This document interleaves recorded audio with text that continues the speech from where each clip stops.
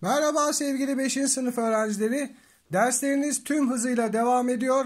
Artık yazılılar yaklaşıyor. Ben de bu videoda sizlerle matematik dersinizden 2. dönemin ilk yazılısıyla beraberim. Şimdi sizler ne yapıyorsunuz? Parmağınızla dokunarak videoyu durduruyorsunuz ve boş bir yere benden önce cevapları yapıyorsunuz. Daha sonra videoyu tekrar başlatıp benimkilerle karşılaştırıp bakalım doğru mu yanlış mı olduğunu kontrol ediyorsunuz. Böylece daha yararlı olacağını düşünüyorum. Hiç vakit kaybetmeyelim. Birinci sorumuz, aşağıda okunuşları verilen ondalık okunuşları verilen kesirlerin yazılışları verilen kesirlerin okunuşlarını yanına yazınız diyor. Hemen başlayalım. A şıkkında 3 tam binde 25. Şimdi 3 tamı yapıyorum. Virgülümü koyuyorum. Kesir kısmını yazacağım. Yalnız şuna dikkat ediyorum. Binde dediği için 3 tane rakam olması gerekiyor burada virgülden sonra. Ve 25'i yazıyorum. En sona, en sağ tarafa yazıyorum. Buradaki boş kalan yere de ne yapıyorum? Kendim bir 0 ekliyorum. Böylece 3 tam binde 25 böyle oluyor.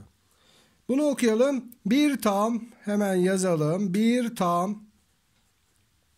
Bakın yine 3 rakam var. O zaman binde olacak. Binde kimi görüyorum? 43. 43 yazdım. C şıkkında 14 tam %2. 14 tamı yazıyorum. Virgülümü koyuyorum. Yüzde dediği için 2 basamak olması lazım. 2 rakam olması lazım. O zaman %2 dediği için şöyle yapıyorum. Buraya 0'ı kendim koyuyorum yine. 14 tam %2 oldu. 5 tam binde 12. 5 tamı koyalım. Virgülümüzü yapalım. Binde dediği için 3 rakam olacak. Ve ne yapıyoruz? 0, 12 yapıyoruz tabii ki. 5 tam binde 12 oldu. E şıkkında 3 tam yazıyla yazıyorum. Bakın yine 3 rakam var. O zaman binde yazacağım. 5. 3 tam binde 5. İkinci soruya geldik. 2 tam binde 354 ondalık gösteriminin %1'ler basamağında hangi rakam vardır? Şimdi %1'ler basamağı virgülden sonraki basamaklar, kesir kısmına bakacağız. Burası zaten doğal tam sayı kısmı. Bu tarafa bakıyoruz. %1'ler nerede? Virgülden sonraki ilk basamağımız onda birler basamağı. %1'ler basamağı hemen yanındaki ikinci rakam oluyor. Yani 5'i görüyoruz ve cevabımız 5 oldu. Üçüncü soru, 483 tam binde 697 ondalık gösteriminin basamak adlarını ve basamak değerlerini yazınız diyor. Bu yazılınızda böyle bir soru çıkabilir. Öğretmeniniz size bırakır. Hemen şöyle başlayalım. Nasıl yapacağınızı göstereceğim. 697 yazdım. Şimdi basamakların isimlerini yazalım önce. Önce tam kısmı yazalım. Onu zaten biliyorsunuz. Şöyle aşağı doğru İndim, burayı kesir kısmına ayırdım. Birler, zaten doğal sayıları biliyorsunuz. Birler. İkinci basamağımız onlar basamağı. Ve üçüncü basamağımız, 4'ün olduğu basamak yüzler basamağı. Şimdi geldik kesir kısmına. Virgülden sonraki ilk basamağımız ismi neydi? Onda birler. Onda birler basamağı. 9'un olduğu basamak %1'ler basamağı. Ve 7'nin olduğu yer binde birler basamağı. Şimdi bunların değerlerini yazacağız. Yine tam kısımdan başlayalım. Birler basamağında 3 tane birlik görüyoruz. 3 tane birlik 3 eder. 8 tane onluk 80 eder. 4 tane yüzlük 400 eder. Bunlar tamam. Şimdi onda birler basamağına geldik. Onda birler basamağını iki şekilde gösterebiliriz. Değerini şöyle gösterebiliriz. Şimdi 6'yı görüyoruz ya. 0 tam onda 6 yazabiliriz. Ya da isterseniz şöyle de gösterebilirsiniz. Onda 6. Her ikisi de onun değerini gösterir. Ya böyle gösterebilirsiniz ya da böyle, fark etmez. Öğretmeniniz eminim ikisini de kabul eder. %1'ler basamağında kim var? 9 var. Onun değerini şöyle gösterelim. 0 tam %9 olarak gösteririz. Ya da kesir olarak göstermek istersek şuraya göndereyim onu da. %9 olarak gösteririz. Son olarak binde birler basamağında 7'yi görüyorum. Onun değeri de 0 tam binde 7 olur. Ya da diğer gösterimle şöyle yapalım. Binde 7 olarak gösterdik. Bu şekilde yaparsanız öğretmeniniz size tam puan verir. Geçelim 4. soruya. Yukarıda verilen ondalık gösterimlerin büyükten küçüğe doğru sıralanışını gösteriniz diyor. Şimdi baktığımız zaman sayılara 3 basamak var virgülden sonra. 3 basamak, şunlar 2 basamaklı. Biz istersek bunları da 3 basamaklı yapıp öyle sıraya koyalım. Şimdi 0 tam %33 kesrinin yanına şuraya bir 0 koymak kesrin değerini değiştirmiyor. Yine aynı oluyor değer olarak. Buna da bir 0 ekleyebilirim. Yani en sona bir 0 ekleyip en sondan bir 0 silebiliriz. Ama aradaki 0'ı kaldıramayız. Şunu unutmayın. Bakın şundaki en sondaki 0'ı da silebiliriz istersek. Yani onun değeri değişmez. Ama şunu kaldırırsak bunun değeri değişmiş olur. Kısacası en sona birer 0 ekledik. Ve şimdi büyükten küçüğe doğru sıralayalım. Bakıyoruz. Tam kısımlar hepsinin aynı. Kesir kısımlara bakalım. 230, 203, 330 ve 310. Demek ki şu daha büyük. Onu başa yazıyorum. Ama ilk haliyle yazıyorum. Hani bunu ben ekledim ya. Önceki haliyle yazıyorum. Büyüktür 310. Yani 0 tam %31 kesri. Şimdi üçüncüye geldik. En baştaki 0 tam binde 230 ve en küçük 0 tam binde 203 kesrimiz oluyor. Bu şekilde sıraya koymuş olduk. 5. soruya bakalım. Aşağıda verilen eşitliklerden hangisi yanlıştır diyor. Şimdi %69. Zaten bu görünüyor. Bu doğru. Şuna bakalım. 2 tam %15. %215 olmuş. Acaba doğru mu? Evet doğru. Nasıl doğru? Ben bunu bileşik kesre döndürüyorum. Yani 2 ile 100'ü çarptım. 200. 15'i de ekledim. 215 oldu. Üste yazıyorum. Ve 100 oldu. Şuradaki tam kesrimizle buradaki bileşik kesir birbiriyle aynı. Tam sayılı kesirle bileşik kesir. Ne yaptım ben onu? Bileşik kesire döndürdüm. Ve %215 oldu. Ve %215 bu şekilde gösterilebilir mi? Evet doğru gösterilebilir. Bu da doğru. Şimdi C şıkkına bakalım. 0 tam 10'da 6. %6 yazılmış. Bu nasıl olur? Şöyle olur. 10'da 6. Şimdi ben bunu yüzdelik olarak gösterebilirim. Nasıl yapacağım? Genişletirim. 10 ile çarparım. Bunu da 10 ile çarparım. 10 kere 10 100 yaptım paydasını. Bu da 60 oldu. Bakın %60 oldu. Demek ki 0 tam 10'da 6 kesri aslında %60 oluyor. Ama burada %6 yazılmış. Demek ki bu C şıkkı yanlış. O zaman biz C şıkkını işaretleyelim. D şıkkına bakalım. 0 tam binde 470. Bunu iki yoldan göstereceğim size. Şöyle yapacağım. Binde 470. Şimdi ne yapacağım? Paydasını 100 yapacağım. Yani 10'a böleceğim ikisini de. Böleyim. Bunu da 10'a böldüm. Bunu da böldüm. %47 oldu. Ve doğru olduğu görünüyor. Peki başka nasıl yapabiliriz? Şöyle yapabiliriz. Şu kesrimizi şöyle ayırayım. Ne demiştik az önce? En sondaki sıfırı silebiliyorduk. Buradaki sıfırı silmemiz bu kesrimizin değerini değiştirmiyordu. Ne oldu şimdi? 0 tam %47 oldu. Ve bunu şöyle yazabiliriz zaten. Ve %47 olarak gösterebiliriz. İşte böyle. Zaten D şıkkı da doğru. C şıkkını işaretlemiştik. 6. soruya bakalım. Yandaki şeklin boyalı bölümünün yüzde olarak gösterimi aşağıdakilerden hangisidir? İlk önce bu şekli bir kesir olarak yazmamız gerekiyor. Bakıyorum şeklimiz 5, 10, 15, 20'ye ayrılmış. Yanlış saymadım inşallah. 5, 10, 15, 20. Evet. 20'ye ayrılmış. 2, 4, 6, 7 tanesi boyanmış. Şimdi 7 bölü 20 kesri ya da 20'de 7 kesrini ne yapacağım? Yüzde olarak göstermek için paydasını 100 yapmam gerekiyor. 100 yapmak için ne yapabilirim? 5 ile çarpabilirim. Hemen yapıyorum. 5 kere 20 100 oldu. Tabi üst tarafı da çarpmam lazım. 5 kere 7 35 oldu. Ne oldu yeni kesrimiz?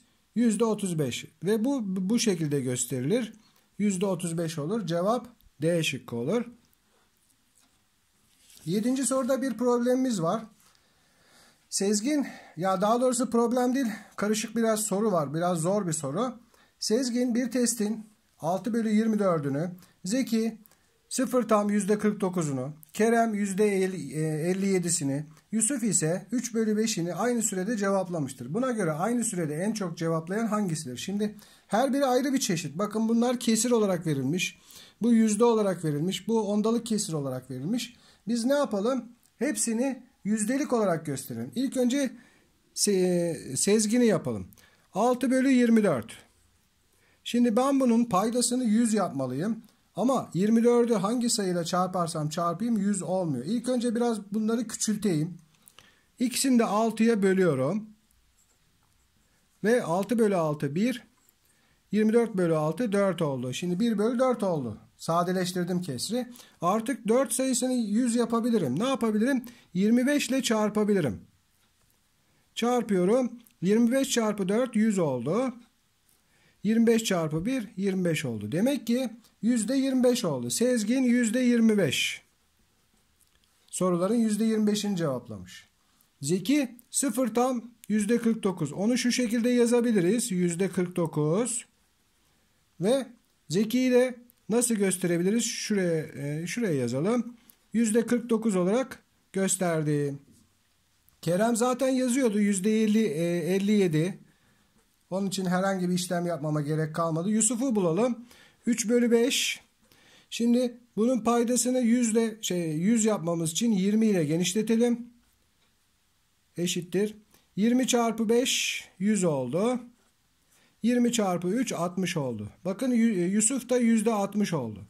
Buna göre en çok kim cevaplamış oldu? Yusuf %60 ile diğerlerinden daha fazla cevaplamış. Cevabımız kim oldu? Yusuf oldu. D şıkkı. Biraz zor bir soru. 8. soruda bir problem. Evet, bu da zor. Buse parasının %40'ı ile kitap alacaktır. Buse'nin parası 480 lira olduğuna göre kitap aldıktan sonra kaç lirası kalır? Şimdi Buse'nin 480 lirası var. O burada dursun. Ne kadarıyla kitap alacakmış? %40'ıyla. Onu bu şekilde yazabiliriz. Şimdi 480 liranın %40'ını bulmak için ne yapardık biz?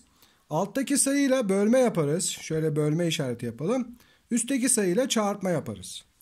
Ama öğretmenim önce bölme yapalım sonra çarpma yapalım veya önce çarpma sonra bölme hiç fark etmez sevgili öğrenciler. Şimdi 480'i önce 100'e bölemeyeceğiz zaten. Ne yapalım? İlk önce çarpma yapalım.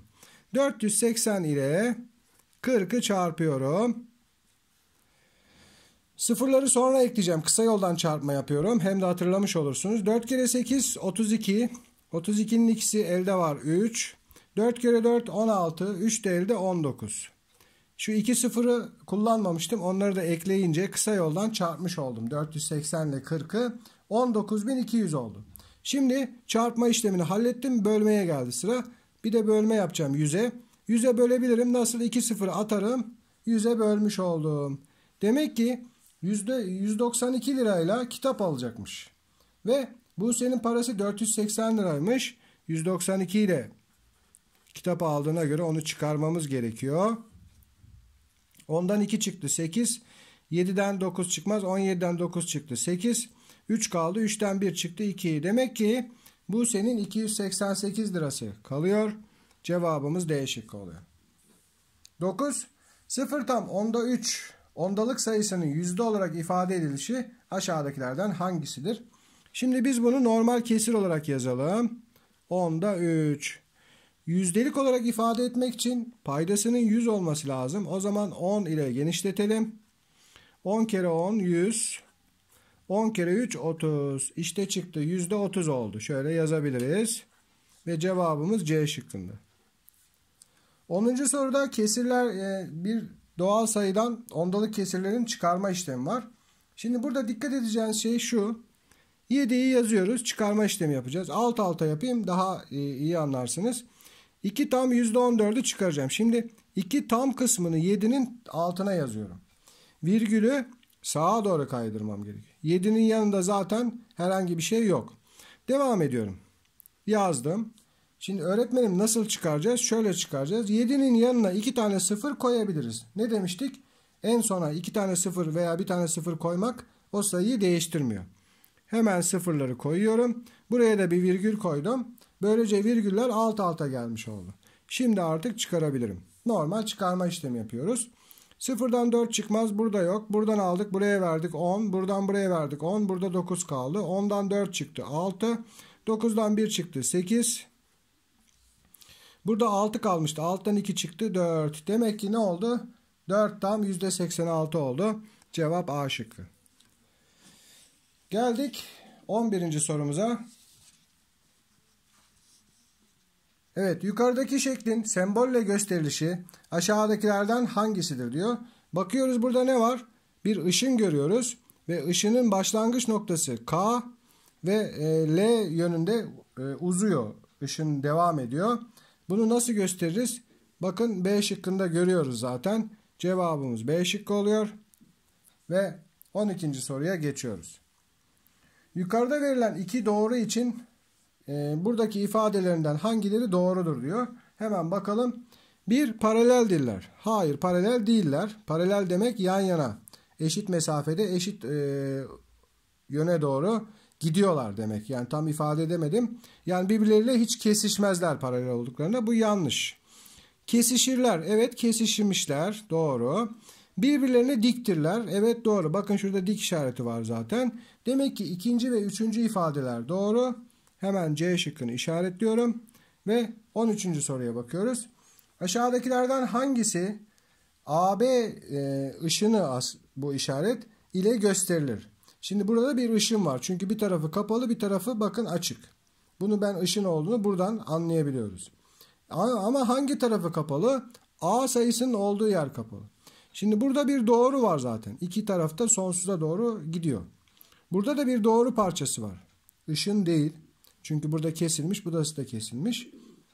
Şimdi C şıkkında da ışın var ve A noktasından başlıyor. Başlangıç noktası. İleriye B yönünde uzuyor ve burası bizim cevabımız C şıkkı. D şıkkında ise ters yapılmış. Çünkü A tarafı kapalı olacaktı. Burada B tarafı kapalı, A tarafı uzamış. Bu ters olmuş. Evet, oraya geldik. Noktalı bir zemin var. Noktalı zeminde verilen A noktasının B noktasına göre konumu nedir diyor. Burada konum. Ama kim? A noktasının B'ye göre konumu. B noktasına göre. O zaman biz A noktasını B'ye göre değerlendireceğiz. B'den başlayacağız ve B'den 2 birim sola doğru gidilecek. Sonra 1 birim yukarıya gidiyor. Baktığımız zaman B noktasına göre 2 birim solunun 1 birim yukarısında. Yani cevabımız C şıkkı oluyor. Son sorumuz. Ahmet, Ali ve Tuğba paralarını birleştirerek çikolata alacaklar. Ahmet 2 tam, yani 2 lira 35 kuruş diyelim. 2 tam %35 TL. Ali 1 lira 7 kuruş, yani daha doğrusu 70 kuruş, yanlış söyledim. 1 tam onda 7 lira. 1 tam 1 lira 70 kuruş. Bir türlü konuşamıyorum. Tuğba ise 0 tam %48. Yani 48 kuruş para vermişler. Çikolatanın fiyatı 6 TL olduğuna göre kaç liraya daha ihtiyaçları var? Şimdi Ahmet'in 2.35, onu yazalım. Ali'nin verdiği parayı da yazalım. Bakın neye dikkat ediyorum? Virgüllerin alt alta gelmesine dikkat ediyorum. Tuğba'nın verdiğini de yazıyorum. 0 tam 48. Şimdi burası boş kaldı. İstersek buraya 0 koyabiliriz ya da koymasak da olur. Toplama işleminde koymadığımız zaman herhangi bir şey olmuyor. Koyup koymamak çok bir şey değiştirmiyor. Çıkarma olsaydı muhakkak koymalıydık ama zaten toplama yapıyoruz. Toplayalım. 5, 8 daha 13. Elde var 1, verdim 4 oldu. 4, 7 daha 11. 4 de burada 15 oldu. Elde var 1, verdim 3. 1 daha 4 oldu. Demek ki 4 lira 53 kuruş ya da 4 tam %53 paraları var. Çikolatanın fiyatı 6 lira. O zaman ne yapacağız? Buradan bunu çıkarmamız gerekiyor. Bakalım daha ne kadar paraya ihtiyaçları var. 6'yı yazdım. Şimdi bunu yazarken dikkat ediyorum. 4 tamı altına koyuyorum. Virgül 53'ü yazıyorum. İşte şimdi çıkarma yaparken buraya muhakkak 0 koymam gerekiyor. Virgül koyup kendim 2 tane 0 ekliyorum ve şimdi çıkarıyorum. Sıfırdan 3 çıkmaz. Burada yok. Buradan aldık. Buraya vererek geldik. Çok konuştuğum için dilim dolaşmaya başladı. Kusura bakmayın. Oldu 10. 10'dan 3 çıktı 7. Burada kaldı 9. 9'dan 5 çıktı 4. Burada kaldı 5. 5'ten 4 çıktı 1. Demek ki bir tam %47. Yani 1 lira 47 kuruşa daha ihtiyaçları var. Bu şekilde bitirdik. Sizlere her zaman olduğu gibi yazılınızda ve tüm sınavlarınızda sonsuz başarılar diliyorum. Başka derslerde görüşmek üzere. Hoşça kalın.